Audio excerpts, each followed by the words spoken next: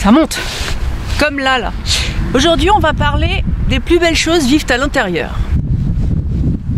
Comme vous pouvez le voir, le rose, c'est la vie. En fait, j'ai adoré ce roman qui parle un petit peu de moi, quelque part. Sauf que là, c'est la version masculine, donc il a un sac bleu.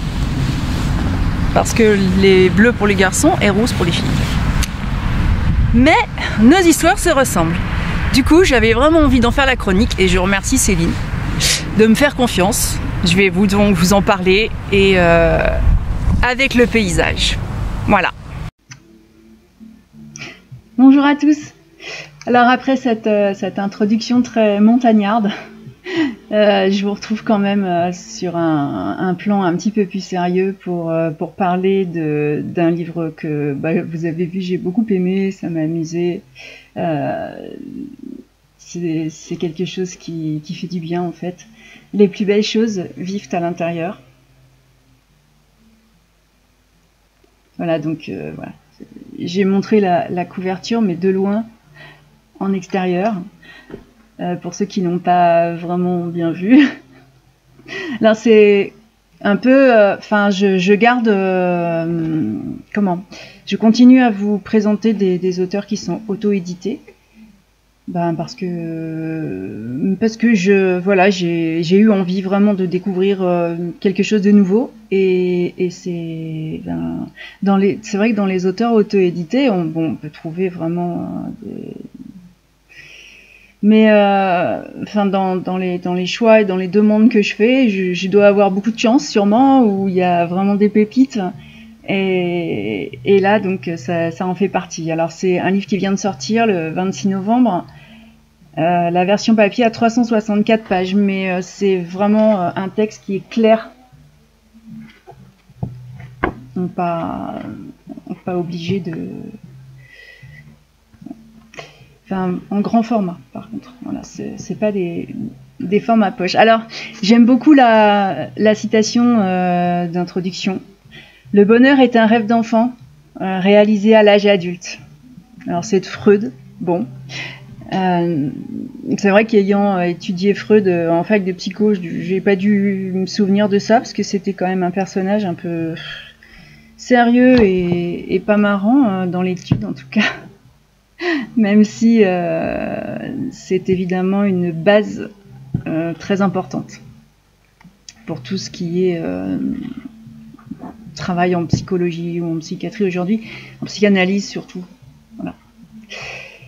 Alors, c'est vrai que je me suis amusée à aller faire des photos dans la montagne, des visuels comme ça, parce que ça allait tellement bien avec ce livre que j'ai vraiment pas pu m'en empêcher, étant donné que je vis en montagne. Alors c'est vrai que j'ai dit que j'avais adoré ce livre parce qu'il me ressemble.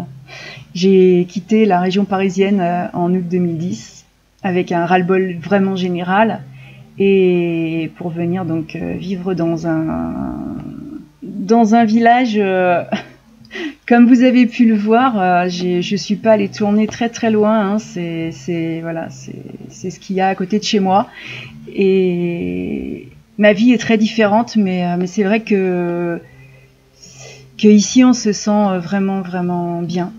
Et que ça fait du bien. Alors évidemment, on ne change pas de vie comme ça. Il y a une réflexion qui se fait et qui s'entame. Dans cette histoire, dans le roman, on fait connaissance dès les premières pages de Hugo. Hugo qui est originaire lui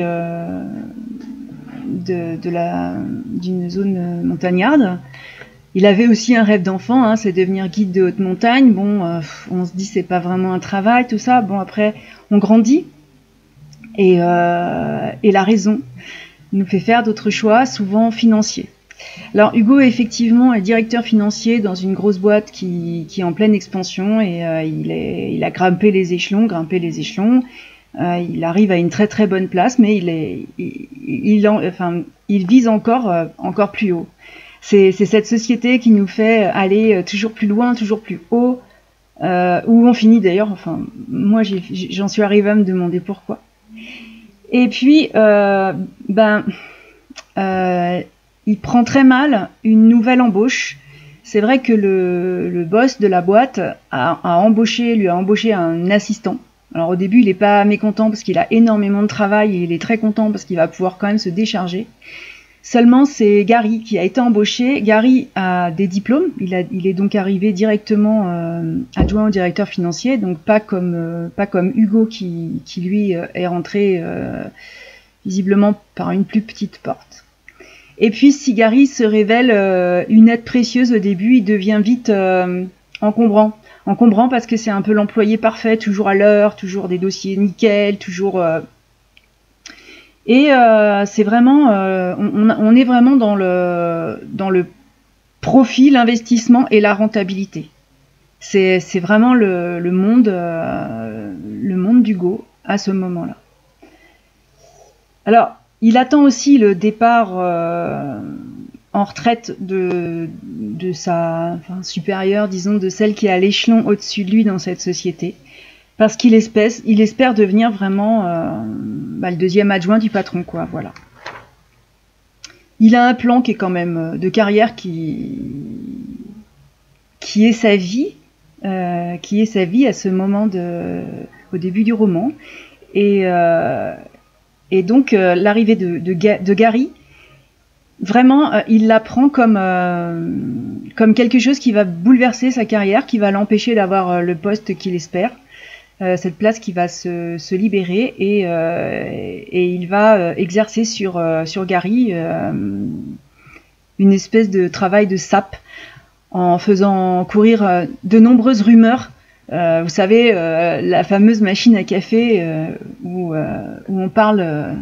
Enfin, je sais pas si ça se fait toujours, mais je sais que quand j'y allais à l'époque, c'était l'endroit où finalement, c'est vrai que s'il y avait du mal à dire des uns et des autres, c'est là qu'on le disait. Le bien, rarement en fait. C'est ce qui me dérange dans ce monde, c'est qu'il n'y a pas que des mauvaises personnes. Malheureusement, c'est vrai que la carrière, le profit, on est dedans, on tourne dedans, et on a tendance à effectivement devenir vraiment mauvais pour pouvoir faire sa place, parce que c'est vraiment c'est vrai que c'est marche ou crève, et que si c'est pas moi, ce sera un autre, mais moi, qu'est-ce que je vais devenir?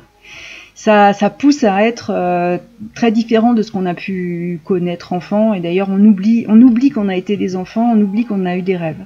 Et c'est vraiment ce qui est arrivé à Hugo, qui est marié, et en arrière-plan, il a aussi quelques difficultés avec son épouse, qui, bien qu'originaire du même secteur, elle est quelqu'un de très citadin, de très surfait d'ailleurs, j'ai trouvé, et qui, à part la carrière, l'argent et tout ce que l'argent peut procurer, ne semble pas s'intéresser à grand-chose. Alors, cet employé parfait devient la risée générale de l'entreprise, puisque Hugo a ses potes, entre guillemets, d'entreprise. Je ne sais pas si on a vraiment des potes en entreprise quelque part, parce que si un jour ils doivent prendre votre place... mais en tout cas, il y a deux autres personnages qui viennent à la machine à café, même trois, avec la jeune fille de l'accueil. Et Gary se retrouve vite, parce qu'il a une vieille bagnole et tout. Enfin, finalement, il a un poste avec un salaire tout à fait, qui lui permettrait beaucoup plus que ce qu'il a. C'est vrai qu'il est apparemment pas très dépensier, et ils ont décidé que c'est parce qu'il était radin, et il a un surnom, c'est la pince. Alors évidemment, lui, il se retrouve un peu seul au monde dans cette entreprise, puisque tout le monde se fiche de lui, et on imagine un peu, il continue à faire son travail, voilà, comme il l'a toujours fait. On est dans cette ambiance.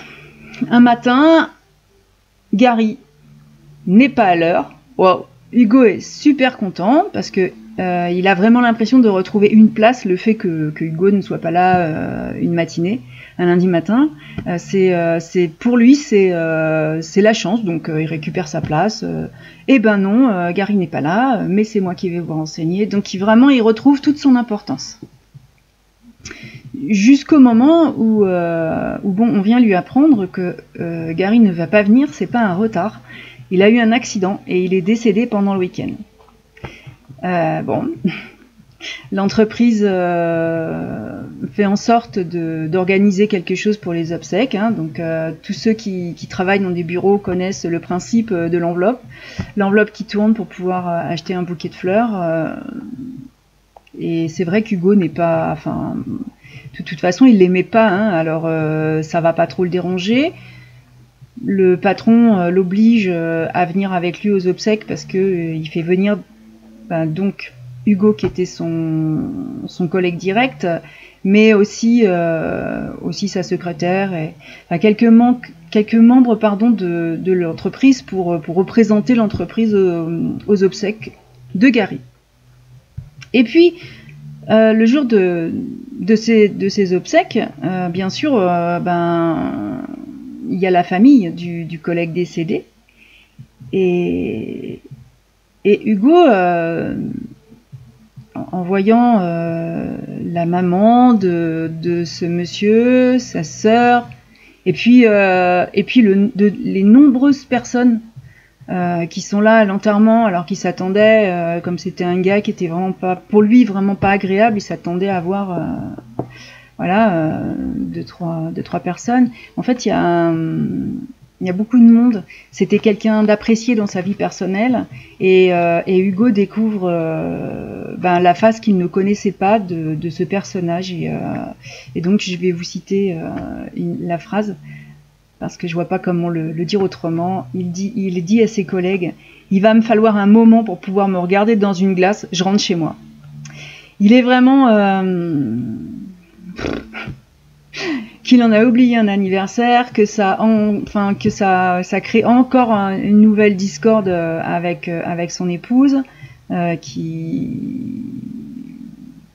se fiche totalement que le collègue soit décédé, puisque de toute façon, elle lui dit voilà, maintenant tu vas avoir ta place. Je crois qu'elle est encore plus carriériste que lui. Hein, elle n'a aucune. J'en parlerai après du personnage, donc du coup, je vais pas m'étendre là. Mais c'est vrai que Hugo est mal parce qu'il y a donc cette découverte qui quand même lui pose question. C'est pas une mauvaise personne et en fait, la rencontre a brisé un peu cette façade d'homme d'entreprise qu'il a, qui n'est peut-être pas vraiment lui quelque part. Et son boss lui conseille, parce que il le voit tellement dans un état pitoyable, bon, lui ne connaît pas les dessous de l'affaire, mais il le voit dans un état pitoyable, et il lui dit, je comprends, on perd un collègue, il y a quelque chose qui va pas, donc écoute, faut prendre une semaine de congé, d'ailleurs, je te l'impose, quoi, voilà, tu vas aller te reposer, tu dois prendre du temps, le temps de digérer tout ça. Bon, la dispute avec l'épouse fait que finalement, il va décider de retourner dans la maison de son enfance, de ses parents qui ont eu un accident 2 ans avant, et il n'est pas retourné depuis, donc il n'a pas revu son frère, il n'a jamais revu personne, parce que tout ça l'a dépassé. J'ai eu l'impression vraiment d'un personnage qui fuit beaucoup les choses, voilà, qui se cache derrière une image sociale, voilà. Et donc là, il décide de retourner sur les lieux. Il décide de retourner chez lui quelque part, retrouver son frère, ses amis, et puis de se reposer, peut-être de retrouver la montagne. Alors effectivement, il arrive à Bourg-Saint-Maurice, il retrouve son frère, ses amis, et puis après des retrouvailles sur le café du coin, qui a un joli nom, il s'appelle le Café de la Liberté. Alors ça m'amuse aussi parce que ici il y a le Liberté Café, et c'est d'ailleurs le seul qui en ce moment fait un service extérieur. C'est vraiment, la liberté il y a tellement de similitudes que c'est vrai que je souriais au fur et à mesure des pages que je tournais. C'était assez extraordinaire pour moi. Et il va repartir parce qu'il avait un copain de randonnée. Et donc il y a plusieurs randonnées qu'ils n'ont pas fait depuis longtemps. Donc voilà, les voilà repartis sur quelques chemins de randonnée parce que c'est sa façon à lui de se retrouver, de retrouver ses amis, de retrouver aussi une passion, de retrouver beaucoup de choses. Et puis aussi en marchant, on se vide la tête. C'est vrai que la marche est très thérapeutique hein, au final.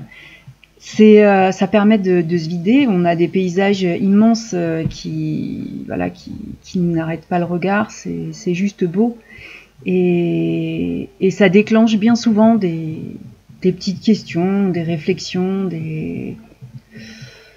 je vais presque dire, ça peut être vraiment un outil de développement personnel quelque part. Et c'est le point de départ de l'aventure hein, de ce roman, puisqu'Hugo va traverser beaucoup de phases. Il va ensuite revenir pour son travail, mais je ne vais pas vous dévoiler l'histoire. Il va traverser plusieurs phases, mais dans une rencontre avec de nouvelles personnes, une remise en question vraiment générale, qui aboutira à ce qu'une réflexion peut aboutir, c'est-à-dire est-ce que finalement, vous savez, il y a on parle toujours de la crise du milieu de vie. Je trouve, maintenant, c'est plus tellement adapté, parce que c'est vrai qu'on appelait ça la crise de la quarantaine. Actuellement, il n'y a pas vraiment d'âge, mais c'est vrai que nous sommes nombreux à nous demander si nous sommes réellement bien dans notre vie. Étant donné que je vis loin de tout, je vois arriver des personnes qui viennent de la ville, des personnes qui sont extrêmement diplômées et qui aussi lâchent un boulot très reconnu socialement, mais qui ont fait ce bout de chemin. Et là, les derniers arrivés sont des jeunes, hein, puisque le bébé est né ici il y a peu de temps. C'est vraiment... après, j'en connais aussi qui, après une réflexion, après un passage ici, décident que non, en fait, ils peuvent pas vivre là, il y a rien du tout qui leur convient. C'est trop vite pour eux, trop mort, il n'y a pas de centre commercial, il n'y a pas de réseau pour leur téléphone, c'est la misère totale, et qui préfèrent retourner. Mais au moins, il y a eu une pause, il y a eu un choix, et il y a eu une réflexion. Et donc, la vie qu'on reprend ensuite est assez différente. Je pense qu'on la voit d'une autre façon. Voilà.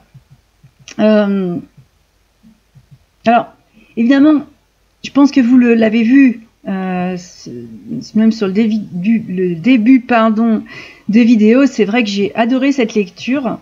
J'y ai pris goût et en tournant les pages, c'était une merveille parce que vous savez, il y a des moments où là, cette espèce de truc crise sanitaire, moi, m'a plombé un peu le moral pour différentes raisons, mais comme c'est pas le sujet, je vais pas les développer. Désolée.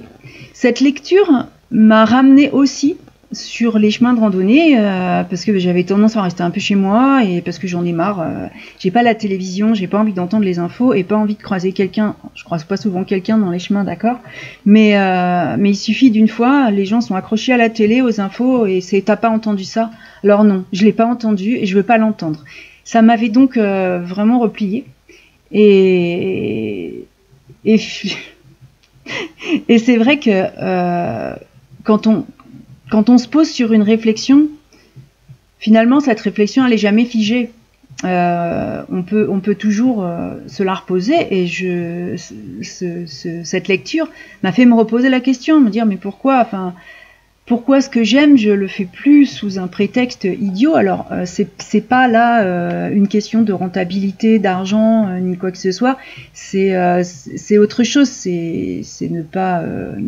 parce que j'évite des conversations. J'y ai réfléchi et c'est vrai que non. J'ai repris les chemins de randonnée. Et voilà, cette lecture m'a fait du bien.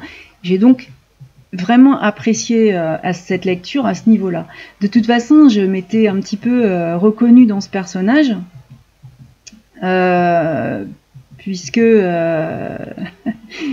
j'y ai travaillé 10 ans dans ces conditions, en plus avec un poste relativement similaire. Donc bon, c'est vrai que c'est un peu... Et j'ai fait un retour sur cette période en me demandant, bah tiens, est-ce que mon choix aujourd'hui me convient? Alors oui, mon choix me convient. Quand on fait un choix, il y a aussi beaucoup de bouleversements parce que ceux qui vivent à un moment avec vous ne vont pas forcément faire les mêmes choix que vous. Et c'est intéressant. Voilà, ça va faire 11 ans, mais 11 ans après ce changement, de voir si ces choix, si ce que j'ai abandonné pour aller vers ce qui me semblait le mieux pour ma vie, est-ce que ça valait le coup? Est-ce que les sacrifices valaient le coup? Et finalement, oui, même si c'est compliqué de faire des sacrifices comme ça, oui, ça vaut vraiment le coup parce que ceux qui m'ont connu à l'époque, c'est vrai, m'ont contacté, m'ont dit t'as beaucoup changé, mais c'est quelque chose qui m'a redonné de la force, du courage, même si j'ai repris aussi d'autres études, même si j'ai refait aussi beaucoup de choses, j'ai fait d'autres choix. Ma vie est très différente et ma vie me convient. Après, elle est quand même pas figée. Rien n'est jamais figé, parce que je crois que tout le temps, si on est capable de se remettre en question, on le fera tout le temps. À un moment, on fait des bilans. Moi, je fais régulièrement des bilans. C'est pas forcément conscient des fois. Il y en a qui le sont, où je me pose, j'écris. Il y a des bilans qui sont pas forcément conscients. Quand je pars en randonnée, je regarde le paysage, je regarde le soleil se coucher dans la montagne ou se lever tôt le matin, et voilà. Et je me dis oui, ça vaut le coup. Voilà. C'est un parce que même, bon, alors, vous allez vous dire, j'ai aimé ce roman parce que ça me représente, mais c'est pas nécessairement ça. Je pense que c'est vraiment une lecture qui est belle pour tout le monde. Ça m'aurait aussi fait plaisir de le lire si j'avais été en ville et enfermée. Moi, quelqu'un m'a dit là ces derniers jours que même dans le parc public en bas, il fallait porter un masque. Moi, je n'en porte jamais. C'est irrespirable ce truc. J'ai donc beaucoup d'avantages, beaucoup de chance. Je porte un masque uniquement une fois par semaine parce que je vais sur le marché. Et je vais vous dire la phrase de ce samedi matin est en général en arrivant pas très loin en me disant « Eh merde, mon masque !» Donc retourner chercher le masque qui traîne dans ma voiture. C'est donc une bouffée d'oxygène pour tout le monde, surtout là, enfin, je pense en cette période. Je suis encore plus contente de mes choix parce que je voudrais vraiment pas être enfermée dans un appartement, être en ville et ne pas, avoir une liberté beaucoup plus surveillée, puisque bon, les contrôles sont évidemment beaucoup plus pesants en ville que quand vous êtes au milieu de nulle part.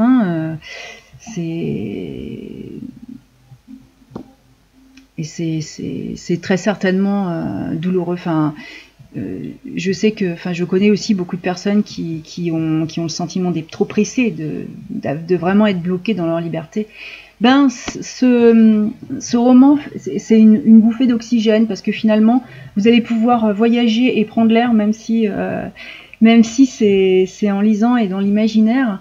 et que vous n'y allez pas réellement. Vous aurez peut-être envie d'y aller pour vos vacances, enfin ça, mais même sans ça, c'est vraiment la lecture est une bouffée d'air pur, une découverte assez extraordinaire de personnages qui ont tous vraiment un caractère particulier et qui peuvent pas vous, enfin qui vous laisseront pas indifférents. Vous les aimez, vous les détestez, mais ils vont pas vous laisser indifférents. C'est vraiment une lecture que je vais, pour être très très franche, ma fille est en région parisienne et j'ai envie de lui offrir ce livre. Voilà. Étonnant, hein. C'est vraiment voilà, vraiment un beau moment de lecture. Alors oui, j'ai parlé de voyage. C'est aussi le voyage intérieur. Il y a deux voyages parallèles. L'un de la beauté de ce qu'on peut avoir un peu partout dans la nature, et puis le voyage intérieur, de se dire est-ce que je suis bien là ou pas, et de ressentir ce qu'on a à l'intérieur et pas de se bloquer pour satisfaire les désirs d'autres. Et ça permet d'y réfléchir, quoi. Donc c'est vrai que c'est une lecture que je vais aussi recommander, parce que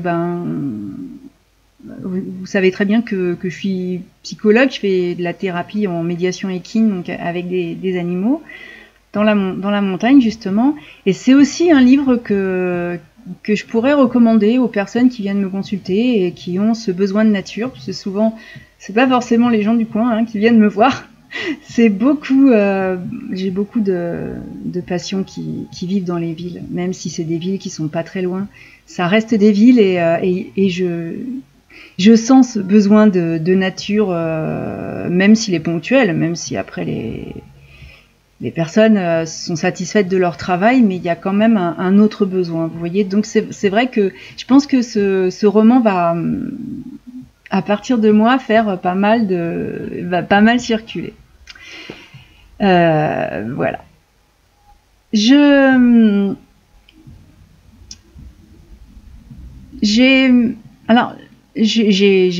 posé tout ce que j'ai aimé dans le livre. Maintenant, je vais aussi dire ce que je n'ai pas aimé, enfin, ou du moins ce qui m'a agacé.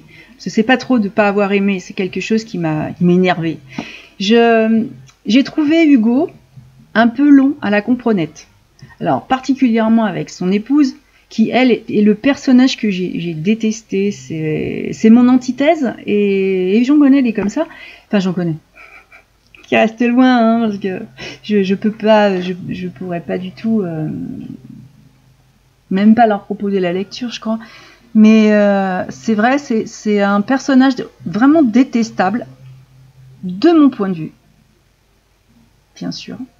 Et je trouve Hugo tellement dans sa recherche de conserver cet amour qui m'a semblé à moi à sens unique dès le départ, mais peut-être pas. Après, il y a une interprétation aussi qu'on fait de notre lecture. On le voit avec son expérience personnelle, et là, ce côté-là, je le relève pas comme un point négatif. Je vais plutôt vous donner une opinion personnelle à partir de ce que je suis moi. En fonction, on est tous différents et on va tous avoir un regard différent sur les personnages. On va s'attacher plus ou moins à l'un ou à l'autre. Mais c'est vrai que son épouse, je la détestais, et c'est vrai que pour moi, il y a cette situation vis-à-vis d'elle, a été traînée en longueur, parce que j'avais envie de le secouer, quoi. J'avais envie de lui dire, mais tu vois pas, enfin, elle s'en fiche, tout ce qui l'intéresse c'est l'argent, donc qu'est-ce que tu cherches, enfin, bouge-toi, quoi, ouvre les yeux. Après, bien sûr, peut-être que Hugo avait besoin de ce temps, besoin de toute cette réflexion, c'est pour ça que je dis que c'est pas forcément une longueur dans le livre ni un point négatif, parce que je suis quelqu'un qui, quand je pose une réflexion, ensuite je suis rapide dans ma décision. Et là il tourne tellement en rond que pour moi ça en est devenu vraiment agaçant. Voilà. Mais c'est vraiment la seule chose que j'ai relevée et qui peut, en fonction des personnalités, effectivement paraître comme une longueur et où on a presque envie de dire à Hugo, écoute, tant que t'auras pas compris, je rouvre pas le bouquin, quoi. C'est un peu exagéré, mais c'est ce qui, en fait, c'est comme ça que je justifie, parce que quand on fait des chroniques, on nous demande toujours de noter. Moi, j'aime pas du tout, j'aime pas noter, parce que c'est tellement, sauf vraiment le truc super mal écrit, plein de fautes d'orthographe, comme je le répète tout le temps. Il y a des lectures qui vont peut-être pas plaire à quelqu'un, mais qui vont plaire à quelqu'un d'autre, et c'est vraiment dommage de noter. Alors j'ai mis 4 sur 5, et ce 4 il est lié effectivement à ce personnage que j'ai trouvé lambin dans sa réflexion. Voilà, parce qu'il y a eu des moments de lecture où mais quelqu'un va peut-être trouver que c'est 5 sur 5 parce que justement il a pris le temps de la réflexion. Vous voyez, c'est vraiment le système de notation. D'ailleurs, c'est pour ça que moi je le mets pas sur 20, je le mets sur 5, parce que j'ai défini des catégories. Ensuite, je suis obligée de remettre une note sur 20 pour d'autres sites. Mais voilà, j'essaye d'expliquer pourquoi j'ai mis cette note, pourquoi je l'évalue de cette façon-là, parce que le roman est particulièrement bien écrit. Il va droit au cœur. Il est vraiment simple à lire. L'écriture, elle est fluide, ça coule, ça. En plus, l'auteur est particulièrement agréable. C'est une belle rencontre aussi pour moi. C'est quelqu'un avec qui j'ai eu beaucoup d'échanges. J'en aurai aussi encore probablement. C'est vraiment, il y a tout un contexte qui fait que effectivement alors après vous allez me dire,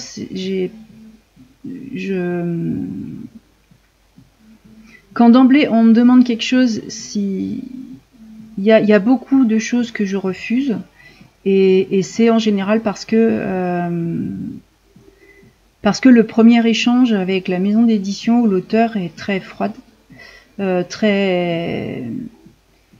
et si je vois que il y a quelque chose qui va pas être possible autour, si je peux pas m'imprégner de tout ce qui se passe autour du roman, je préfère refuser que de faire n'importe quoi. Parce que je veux pas partir sur un mauvais sentiment. Donc en général, c'est vrai que j'ai cette façon de suivre d'abord l'auteur, de voir un peu comment il fait, sa façon d'échanger, sa façon d'être. Mais ça, je crois que je l'ai déjà dit. Alors, vous aurez bien sûr la chronique écrite de façon sérieuse et beaucoup plus littéraire sur le blog. Nous avons toujours nos rendez-vous de fin de mois. Ce qui change, c'est que j'ai ouvert quand même un groupe. Alors, je suis vraiment pas Facebook, mais les groupes privés donnent une possibilité de salon vidéo. Je me suis dit que c'était peut-être une alternative si on avait trop de soucis de connexion comme on en a eu déjà. Je vais mettre le lien, vous pouvez demander, parce que par contre il faut faire une demande. J'ai pas du tout envie d'avoir qui que ce soit qui vienne faire de la pub, non, c'est pas pour ça. On est là pour parler de lecture, de nos lectures, d'échanger nos lectures et de rencontrer des auteurs. Voilà. Donc bien sûr, tout le monde veut vendre son livre, ça j'entends bien, mais c'est pas trop l'intérêt. Je pense qu'on vend pas un livre, on peut pas vendre quelque chose à quelqu'un que ça va pas intéresser. Déjà, c'est une mauvaise idée, parce que finalement, on va se retrouver avec, en commerce, on dit un client mécontent. Mais après, c'est dommage, parce qu'il n'aura pas du livre vraiment ce qu'il attend du tout. Et donc, j'attends pas ça du tout de ce groupe. C'est vraiment un échange, un partage avec beaucoup de bienveillance et des discussions qui sont constructives, les questions qu'on peut se poser, et tout ça. Donc je vais vous laisser pour aujourd'hui. Je vous rappelle le titre, Les plus belles choses vivent à l'intérieur. Voilà. La photo est magnifique. Et on en reparlera donc en fin de mois sur le groupe de lecture. J'espère que l'auteur sera là. Elle est vraiment particulièrement charmante et elle aura beaucoup de choses à vous dire aussi dessus. Voilà, donc au fur et à mesure, c'est aussi le principe de vous faire rencontrer ces fameux auteurs indépendants qui se passent d'une maison d'édition. Pourquoi? Parce que les maisons d'édition ne prennent pas tout le monde, mais voilà, qui nous font passer à travers des pépites. Alors je me suis éloignée du côté très commercial des livres dont on fait une promotion et qui sont, enfin, où je me retrouvais avec toujours les mêmes auteurs dans ma bibliothèque au final, pour aller vers des moins connus et qui sont vraiment beaucoup, enfin, qui sont très intéressants et voilà, et qui ont une écriture qui change, voilà, qui sort des sentiers battus, et ça fait du bien. Est-ce que je vous parle des prochaines chroniques? Parce qu'en ce moment je lis. Alors j'en ai parlé la semaine dernière de Jocelyne Baquet, du thriller Pour solde de tout compte, qui est le deuxième. Je vous présenterai le premier parce que en fait, bon, c'est une suite sans être une suite, hein, les deux peuvent être lus indépendamment. Donc j'en ferai la chronique la semaine prochaine puisque je l'ai fini et que alors là, bon, le thriller c'est ma lecture de prédilection. C'est très rare que je l'aime pas. Je l'aime pas si j'ai deviné tout ce qui se passe au début. Où là, bon, pour moi, il y a un défaut d'écriture. Hein. Le thriller, c'est un exercice difficile qui doit m'accrocher jusqu'à la dernière page. Celui-là a rempli la condition. J'en ai parlé aussi, mais là, bon, j'ai quand même bien avancé dans ma lecture. Un jour sur 3. Où on va aborder un sujet beaucoup plus douloureux, mais beaucoup plus actuel, qui est celui de la violence faite aux femmes, que ce soit dans le milieu familial ou ailleurs. Donc là, et j'interviendrai aussi en tant que thérapeute, du coup, en plus de la lecture, parce que j'ai aussi discuté avec l'auteur. Et puis viendra ensuite, vraiment, oui, vous allez dire, je suis très éclectique dans mes lectures, j'aime simplement lire. C'est pour ça que c'est rare, enfin, un livre mauvais, pour moi, c'est rare, ça m'arrive, hein. Il y en a, hein, mais à la limite, je vais préférer pas en parler, peut-être que finalement c'est un bon livre pour d'autres, voilà, moi ça me plaît pas, et c'est tout. Ouais, il y a des livres dont j'ai parlé, que j'ai pas du tout aimé, mais dans ce cas-là, c'est parce que j'en ai parlé avec d'autres lecteurs qui finalement ont le même ressenti que moi. Alors là, je me dis, ok, je suis pas toute seule, il est peut-être utile et judicieux d'en parler pour qu'au moins le lecteur ait une opinion, enfin plusieurs opinions d'ailleurs, avant de s'engager dans la lecture. Et donc avant de l'acheter, peut-être de le trouver en bibliothèque ou un truc comme ça. Voilà, pour éviter aussi la surconsommation des choses qui ne servent à rien. Donc là, c'est vraiment... Bon, déjà, quand vous voyez la couverture, c'est très visuel, c'est très... Moi, je suis cet artiste. Je ne vais pas parler d'auteur, je vais parler d'artiste. Je la suis sur son compte Instagram qui ne parle pas de ses bouquins, mais où elle montre son côté artistique. J'ai vraiment hâte de lire. Bah oui, non, c'est pas un thriller, c'est pas un feel good, c'est pas tout ça. Enfin, d'ailleurs, j'ai pas trop idée de ce que je vais y trouver. Mais en voyant justement ce que fait cet artiste, j'ai vraiment l'envie de me plonger dans ce qu'elle a écrit parce que j'aime beaucoup son univers. Alors, même si ça se trouve, j'ai pas aimé ce qu'elle écrit. Mais par contre, son univers artistique, je l'aime beaucoup. Voilà. Donc, je vous présente en général les 3 suivants. Je vais pas plus loin. Je crois que ça suffit. Ça vous donne une petite idée de me retrouver. Les chroniques sont pas toujours faites un jour fixe. En fonction de ce que je peux faire en sortie. Je les fais plus rapidement ou pas.